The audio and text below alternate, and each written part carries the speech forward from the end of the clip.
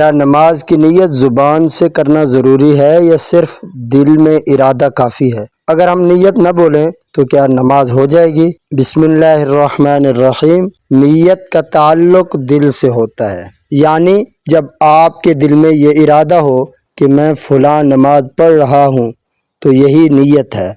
نیت کو زبان سے کہنا ضروری نہیں، اگر کوئی زبان سے کہہ بھی لے تو ٹھیک ہے، لیکن اصل نیت دل کا ارادہ ہی ہے۔ آسان مثال سے سمجھیے، آپ کھڑے ہوئے ظہر کی نماز کے لیے، دل میں ارادہ ہے کہ 4 رکعت فرض پڑھنی ہے، یہی نیت کافی ہے۔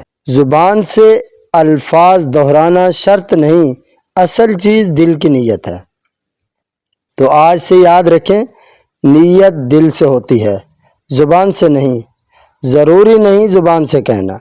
اور کل ہم سیکھیں گے تکبیر تحریمہ کا صحیح طریقہ۔